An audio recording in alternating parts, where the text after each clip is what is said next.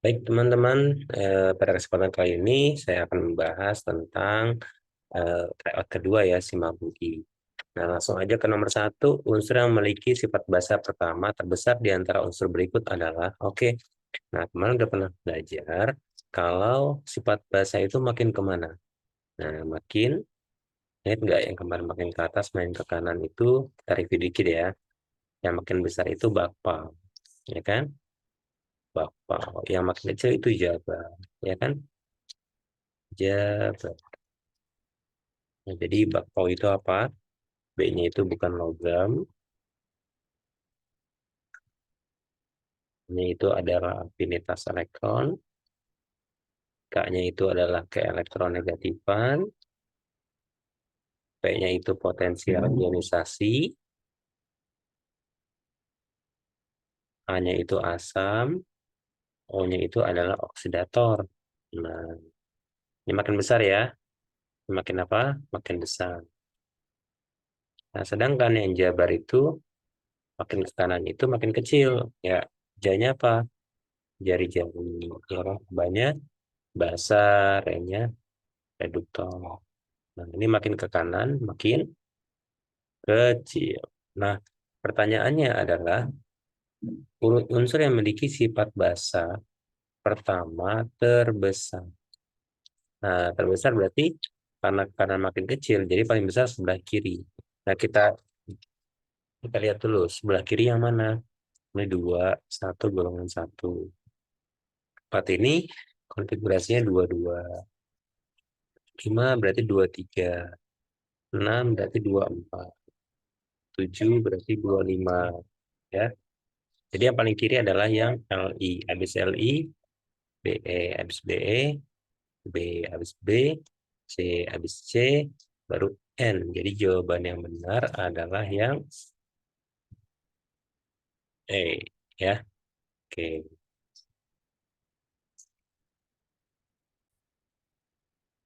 Kita lanjut ke nomor kedua. Nah, nomor kedua ini adalah energi ionisasi pertama yang tepat dari atom-atom periode ketiga, ya. NaMgAlSi. Nah, adalah oke. Nah, ini kita lihat dulu golongannya ya. 11 itu berarti 281, ya enggak? Golongan 1 berarti 12, 282. Golongan 2 berarti ya 13 berarti 283. 14 berarti 284. Golongan 4 ya. Nah, tapi hati-hati. Energi ionisasi atau potensial ionisasi kan ke kanan makin besar. Jadi urutannya adalah NaMgAlSi. Tapi ada pengecualian, hati-hati. Jadi dari 2 ke 3 turun ya. Jadi 1, 2 naik, gitu 2 langsung 3 turun. Nah, gitu ya. Baru 4 dan seterusnya 5. Jadi urutannya berarti golongan 1 dulu, golongan 3, habis itu golongan 2, baru golongan 4 gitu. Jadi urutan yang benar adalah Na, oh sorry, kebalik ya tandanya. Jadi 1, nah gini ya. Oke, berarti um, 1 paling kecil Na, habis Na golongan 3 Al, Mg, baru Si. Jadi jawaban yang benar adalah A. Oke.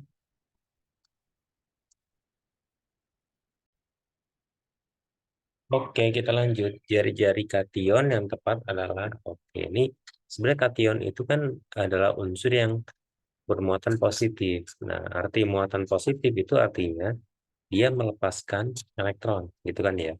Nah, kita cari dulu golongannya. Na 11 golongan 1, Mg 282 golongan 2, Al 283 ya, golongan 3. Nah, gitu. Nah, kalau kation berarti Na plus itu ngelepasin 1 jadi 28 gitu ya. Kalau Mg 2 plus berarti ngelepasin 2 jadi 28 juga. Ya. Kalau Al 3 plus berarti ngelepasin 3 jadi 28 juga. Jadi ini 1 dilepas, 2 dilepas, 3 juga dilepas. Jadi 28 semuanya. Tapi di antara 3 unsur ini walaupun punya elektron sama, tarikan intinya lebih besar yang Al. Ya. Kenapa? Karena kalau Na 11 punya 11 proton nih. dia narik cuma 10 elektron. 10 elektron. Tarikannya ya agak lemah ya. Tapi kalau Al 13 proton, punya 13 kan di sini 13 ada 13 proton. Narik cuma 10 elektron. Jadi otomatis dia tarikannya lebih kuat. Yang tarikannya lebih kuat berarti dia jari-jari lebih kecil ya. Jadi yang paling kecil adalah Al dan Na yang paling gede. Jadi jawabannya adalah A. Nah, tapi kalau misalkan kamu suruh bandingin nih, misalkan ada Ne 10, Na 11 sama satu lagi O 82 min. Mana yang paling gede eh, jari-jarinya? Nah, ya jelas saja yang 2 min, yang min. Kenapa? Ini kalau kita lihat nih, elektronnya sama-sama punya 10 kan? Ini elektronnya ada 10, ini elektronnya juga 11 kurang 1, ya nggak 10 juga. Ini juga elektronnya 8, ya 8 tambah 2 gitu ya. Berarti 10 juga gitu ya. Nah, tapi muatan intinya gedean 11. Jadi kalau ditanya mana jari-jari yang besar, ya yang Na paling kecil karena dia punya elektron sama, muatan intinya lebih gede. Jadi plus paling kecil, netral, baru yang min paling besar, ya gitu ya. Nanti kalau ada soal untuk muatan negatif. Oke. Oke, kita lanjut. Nah, ini kalau kita lihat ada banyak reaksi kan? Satu, dua, tiga. Nah, yang ditanya adalah ini pertanyaannya. Nah, berarti ini sebagai patokan. Ya, ini sebagai patokan. Ya, kita satu-satu kita lihat patokannya. Ada 2C2H6 di sebelah kiri. Nah, ini ada C2H6 sebelah kanan. Berarti harus diapain? Dibalik, ya kan? Nah, karena di sini satu, patokannya dua, berarti habis dibalik dikali dua. Ya, jadi kalau ini dibalik dikali 2, deltanya jadi berapa? Plus, dibalik jadi plus, dikali 2 jadi 920. Gitu ya. Untuk yang kedua, O2. Nah, O2 kan ada di dua reaksi ini kan. Jadi kita lewatin aja ya. Langsung ke CO2. Ya, langsung ke CO2. Nah, CO2 di sini ada 4. Di sini ada satu, tapi udah sama nih posisi sebelah kanan. Ya, berarti ini tinggal kamu kali 4. Ya, berarti deltanya setelah kamu kali 4 berarti 393 dikali 4, 1572 ya. 1572. Nah, untuk yang H2O, nah yang terakhir H2O kan? H2O. Nah, ini udah sebelah kanan sama. Tapi ini 6, di sini 3. Oh, berarti dikali 3 aja kan? Supaya sama dengan patokan. Nah, berarti deltanya jadi berapa? Deltanya 570 dikali 3. Jadi min 1710 ya. Nah, ini tinggal kita tambah.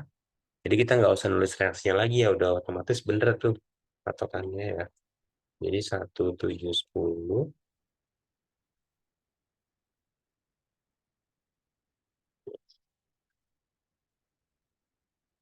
2362 jawabannya ya. Min 2362. Oke, oh ini minusnya ke ini ya, ke apa namanya kapus. Oke, tapi sebenarnya di jawaban kemarin ada minusnya ya, pas diedit kapus.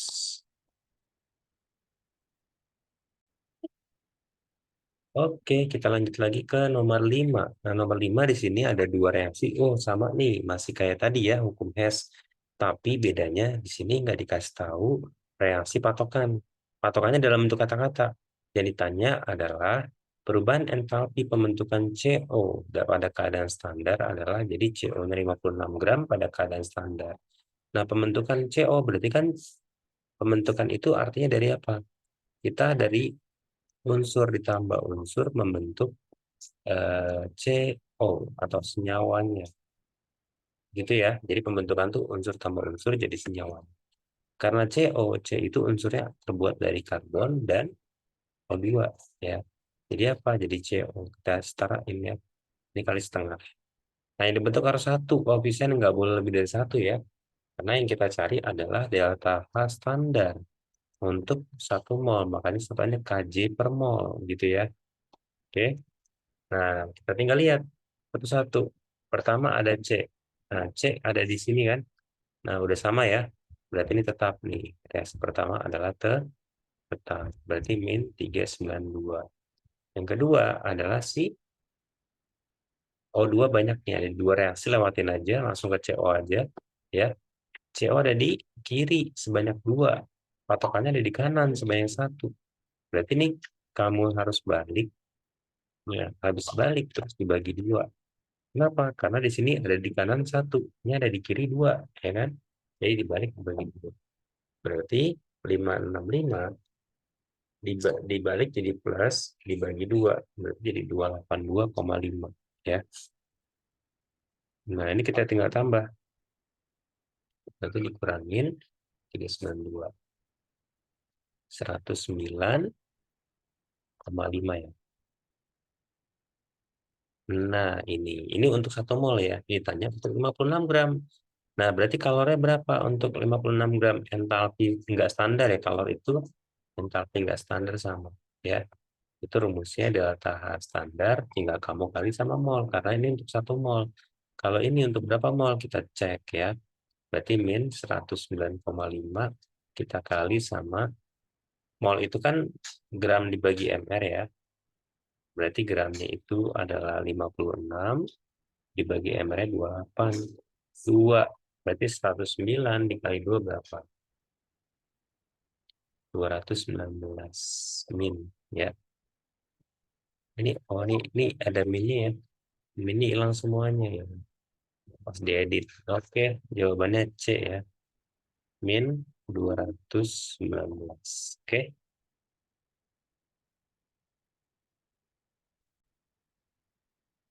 Oke, kita lanjut ke soal nomor 6. Nah, di soal nomor 6 ini, kalau kita lihat, ada NaOH 5 gram, dilarutkan ke dalam 50 ml air.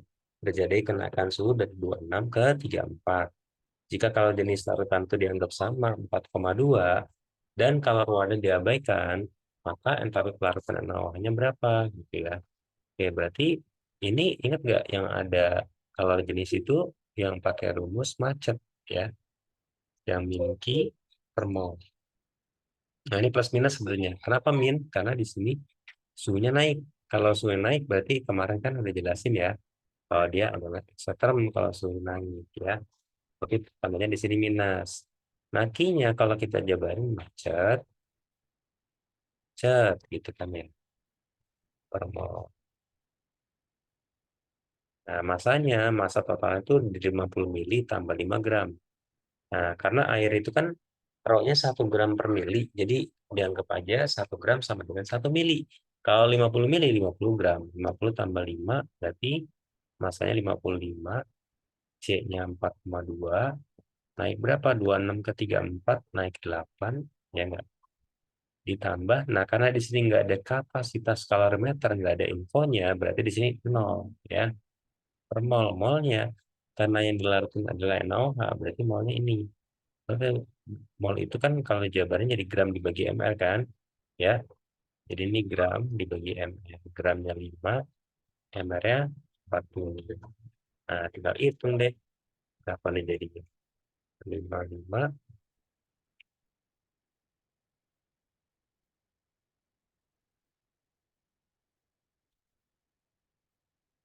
14784. Ya, minus. Jadi jawabannya adalah E. Ya. Oke, kita lanjut ke soal nomor 7. Ada campuran HCl ya sama NaOH di sini. Nah, dalam sebuah bidana kalorimeter sehingga menyebabkan suhu campuran berubah dari 25 ke 35. Nah, ini kalau kita lihat di sini, ini naik ya, naik 10. Kalau naik 10 derajat Celcius berarti dia eksoterm ya. Oke, kita udah dapat ya kata kuncinya dia adalah eksoterm. Nah, terus jika kalau jenis larutan dianggap sama 4,2 dan kapasitor kalor dapat diabaikan. Berarti C besarnya 0 nih kalau kapasitas kalor dapat diabaikan. Yang ditanya adalah berapa entalpi untuk reaksi ini. Kita masukin. Berarti delta H itu karena tadi exo berarti min Q dibagi mol. Ya. Q-nya apa? Q-nya itu macet ya. MC delta T. Karena C besarnya 0 berarti 0. Nah, di sini mol. Nah, berarti di sini sama dengan eh, M-nya 250 tambah 150 itu 400 dikali 4,2 C-nya ya. Delta T-nya 25 ke 35 tuh naik 10 molnya. Nah, molnya ini udah ada dua kan. Jadi kita cari dari dua mol ini yang paling kecil. Yang paling kecil ya. Yang paling kecil. Berarti ini 250 dikali 0,2 tuh jawabannya 50 milimol. Yang ini 150 kali 0,4 tuh 60 milimol. Nah, ambil yang paling kecil berarti 50 milimol. Berarti di sini 50 dikali 10 Pak min 3 ya. Berapa jawabannya? Berarti tinggal kita kali ya. 400 dikali 4,2 dikali 10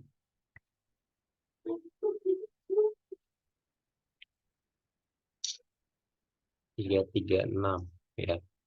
Min ya. 336.000 per mol. Atau kalau kita jadiin kilo, kita bagi 1000 jadi min 336. Oke. Oke, kita lanjut soal nomor 8 ya. Jika diketahui harga entalpi pembentukan standar, maka delta HF masing-masing untuk NH3, Fe2O3, H2O segini ya.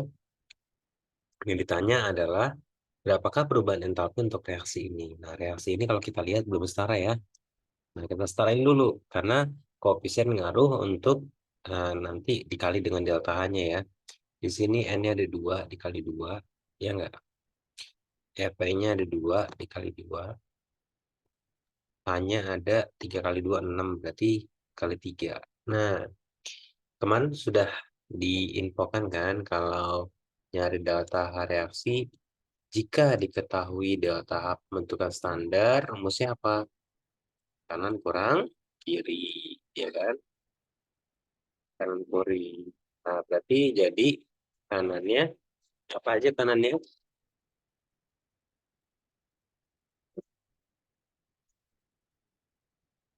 Kanannya adalah 2 kali NH3, NH3 ya. NH3 besarnya adalah 46, min 46. Ditambah ada Fe2O3, besarnya berapa?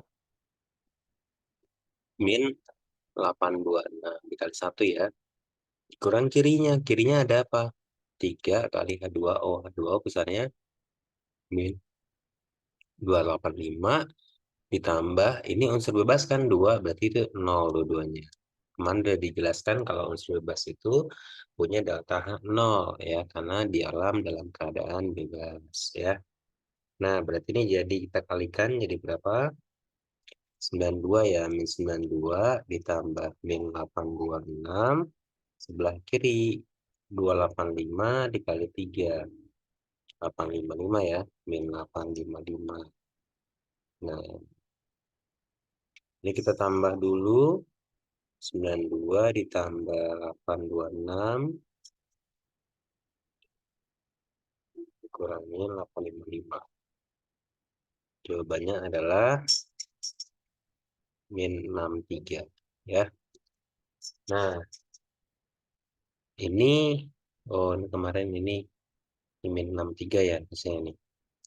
Oke, jadi min 63 ya jawabannya D. Oke. Oke, kita lanjut nomor 9. Ya, di sini ada delta HF. Kemudian yang ditanya adalah pembakaran sempurna 5,2 gram asetilena MR 26 akan dihasilkan kalor sebesar berapa? Dihasilkan ini berarti tandanya udah minus ya. Nah, di sini kalau pembakaran asetilen, kalau bingung asetilen itu zatnya apa, kamu lihat di sini yang agak beda apa? C2H2 kan? Berarti C2H2 dibakar itu pakai oksigen, hasilnya pasti CO2 tambah H2O. Selalu gini ya pembakaran ya. Kalau hidrokarbon dibakar pasti CO2 tambah H2O, kata sempurna. Nah, karena ada delta HF, berarti kanan kurang kiri. Sebelumnya disetelin dulu ya. Dikali 2, C-nya ada 2, hanya 2, pas. O-nya, di sini ada 4 tambah 1, berarti 5. Berarti supaya jadi 5, 5 per 2. Nah, delta H reaksinya, karena dikasih taunya delta HF, yaitu kanan kurang kiri. Nah, kanannya apa aja? 2 kali CO2. CO2-nya langsung masukin min 400 ya. Ditambah 1 kali H2O. Min 250 kali 1. Dikurang kiri. Kirinya apa? Kirinya C2H2 ya. Di sini ada 1 ya. Berarti min 825. Ditambah O2 unsur bebas. 0 ya. Berarti ini min 800 tambah 250 jadi min 1050 ya. Ditambah 825. Karena min kali min jadi plus ya. Berarti ini jadi berapa? Jadi 225 ya. Jadi jawabannya adalah yang Depok. Oke, gampang kan? Oke, kita lanjut. Di sini dikasih tahu energi ikatan ya di sini ya. Nah, input yang ditanya adalah kalori yang diperlukan untuk menguraikan. Nah, hati-hati. Menguraikan itu artinya apa? Artinya kita harus menguraikan dari senyawa. Jadi apa? Jadi unsur-unsurnya. Nah, jadi untuk kondisi di sini bagaimana? Berarti HCl diuraikan jadi unsurnya apa aja? H2 ditambah Cl2. Nah, karena biasanya yang diuraikan harus standar satu ya. Di sini harus 1 mol. Ya, setelahkan ini setengah dan ini juga setengah ya. Nah, ini yang dicari delta reaksinya berapa ya. Oke, kita jabarkan berarti H strip Cl ya. Di sini setengah H strip H, di sini setengah Cl strip Cl ya. Berarti delta H reaksinya bagaimana? Ingat kan kalau dikasih tahu ikatan itu kiri, kebalikan yang tadi ya, kurang kanan. Itu kirinya apa aja? Ada HCl di sini. HCl berapa? 432. 432. Ya nggak? Dikurang kanan. Kanannya apa? Ada apa aja? Setengah kali H2. H itu 436 ya. 436 sama setengah Cl2. Berarti setengah kali Cl2 itu berapa? 242. Oke, kita tambahin dulu. Berarti 432 dikurangin setengah dari 436 itu jadi 218 ya. Setengah dari 242 itu 121. Nah, terus kita, aduh, maaf. Nah, kita kurang, berapa tuh kita kurang? Jadi 432,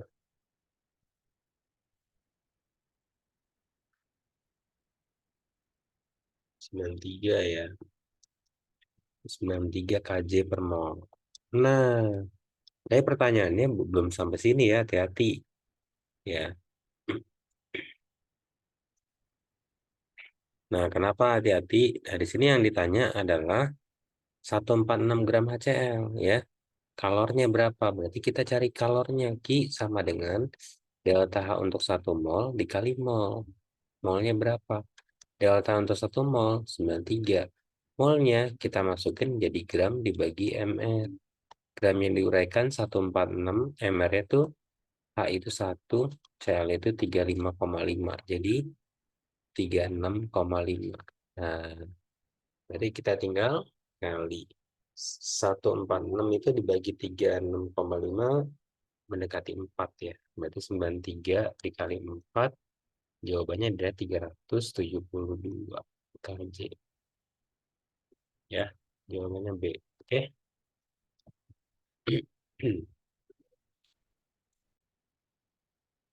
Oke, kita lanjut ke nomor 11. Nomor 11 itu kita disuruh cari mana yang bertindak sebagai oksidator dan hasil oksidasi.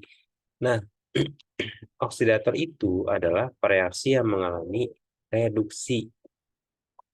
Reaksi yang mengalami reduksi.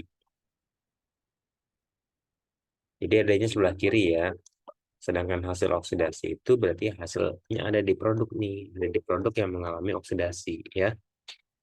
Nah, reduksi itu kita kemarin udah bahas, reduksi itu berarti biloxnya turun, ya enggak? Oke, mana yang biloxnya turun kita cek. Nah, ingat kan kemarin ya, K itu golongan 1, ya enggak? Berarti plus 1, berarti ini min 1. Ya, min 1 ke 0. Nah, min 1 ke 0 berarti dia mengalami oksidasi. Ya. Nah, kalau dia mengalami oksidasi, berarti I2 adalah hasil oksidasinya. Ini hasilnya, berarti ketemu ya.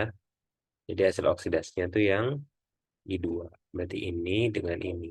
Nah, sekarang oksidator. Oksidator itu berarti yang mengalami reduksi ya. Nah, jelas aja temennya nih, pasti H2SO4 nih. Kita cek aja coba. Plus 1, H plus 1 kan ya. Plus 1 dikali 2 plus 2. Pokoknya min 2 kali 4 yang 8. Berarti S-nya plus, supaya jadi 0 ya. Plus berapa? Plus 6. Ya kan? Plus 6 berubah ke berapa? Nah, ini S-nya kan ada dua nih. Ada yang H2SO4 sama H2S. Ingat-ingat, kalau sama-sama SO4, SO4, S-nya itu tuh nggak berubah. Tetap, ya. Dia nggak melalui perubahan karena masih mengikat O-nya 4. Jadi ini tetap plus 6 nih. Tapi kalau udah jadi S-nya jadi H2S, ini berubah. Karena udah beda unsur yang diikat, ya. Plus 1 kali 2 plus 2. Supaya jadi 0, berarti S-nya min 2. Nah, dari 6 ke min 2 itu turun reduksi. Nah, kalau reduksi berarti dia adalah oksidator. Jadi jawabannya adalah H2SO4 ya dan I2. Kalau si Ki ini berarti dia reduktor ya. Reduktor, oke? Karena dia mengalami oksidasi.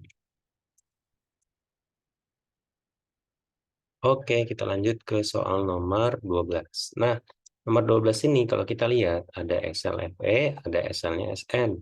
Nah, yang ditanya adalah pernyataan yang tepat jika suatu sel volta dibuat dari larutan Fe2+ dengan elektroda Fe dan larutan Sn2+ dengan elektroda Sn. Nah, kemarin ingat kan kalau SL-nya kecil mengalami oksidasi, ya kan? Kalau oksidasi berarti dia di mana? Di anoda. Kutub apa? Kutub negatif. Kalau yang ini lebih besar kan daripada si Fe, karena min 0,44 sama min 0,04 besaran min 0,04. Berarti dia mengalami reduksi katoda, kutubnya kutub positif gitu ya. Nah, artinya berarti kalau kita jawab pertanyaannya logam Fe mengalami reduksi, salah ya. Logam pada katoda terjadi reaksi ini. Nah, salah. Harusnya kalau reaksi katoda itu reduksi. Kalau reduksi harusnya Sn2+ ditambah 2 elektron nangkep elektron. Jadi Sn. Nah, reduksi itu elektronnya di sebelah kiri. Kalau ini kan sebelah kanan nih. Berarti dia mengalami oksidasi, melepaskan elektron ya. Notasi selnya ini. Nah, ini kalau kita lihat nih salahnya di sini nih. Nah, harusnya notasinya gini. Fe Fe2+ ya enggak? Karena yang sebelah kiri itu anoda atau dia oksidasi. Nah, plusnya di tengah-tengah. Sedangkan di kiri Sn2+ jadi Sn. Nah, dia mengalami reduksi ya atau katoda ya. Harusnya begini ya. Jadi ini salah juga. SL-nya berapa? SL-nya kita kalau kita lihat itu kan red kurang oks ya. Nah, yang red itu min 0,04 punya CSN. Ya enggak? Oksidasinya punya Fe dikurangi 0,44. Jadi jawabannya min 0,04 min kali min jadi plus 0,44. Jadi jawabannya 0,40. Nah, ini benar ya. Nah, arus listrik bergerak dari Fe ke Sn. Harusnya kalau arus listrik itu dari plus ke min. Dari plus ke min. Atau dari katoda ke anoda. Ya.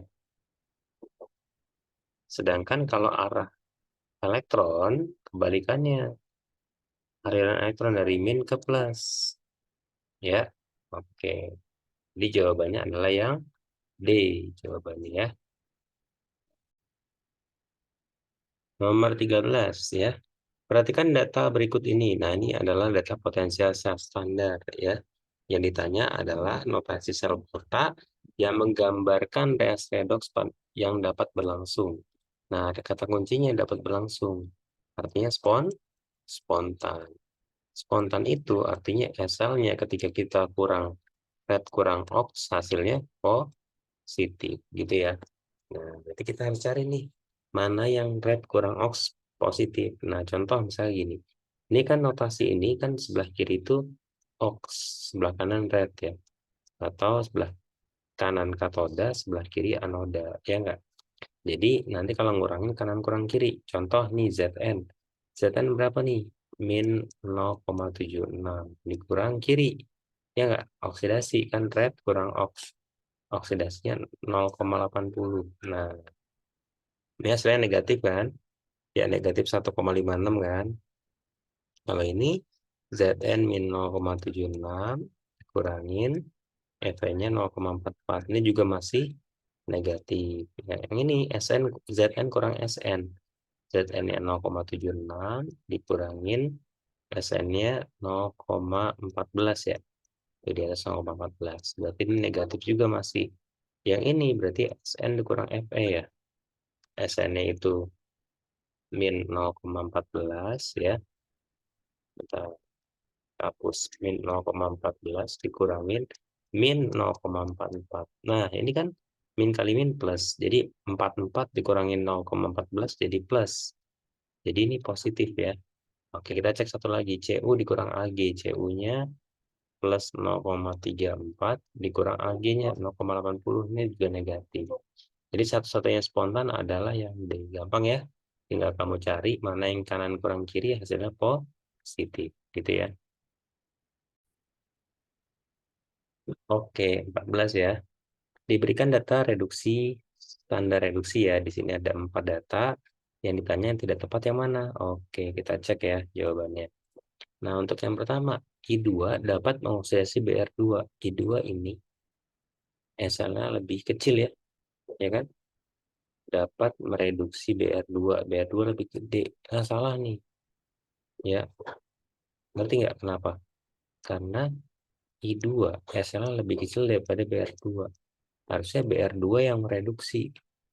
I2 yang oksidasi. Jadi kalau I2 dapat mengoksidasi Br2 salah. Harusnya I2 dapat mereduksi Br2 ya. Jadi jawabannya udah ketahuan A. Coba kita cek apakah yang lain benar. Kita lihat Cr2O72- dapat mereduksi MnO4-. Cr2O7 yang ini.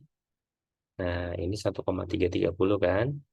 Ya, 1,330 versus MnO4 itu 1,49. Nah, berarti mereduksi benar ya. Begini kan? Ini berarti mengalami reduksi. Berarti ini benar. Ya. MnO4 dapat mengoksidasi Br2. Artinya berarti Br2 SL lebih kecil daripada MnO4. Benar nggak? 1 versus 1,4. Benar. Ya.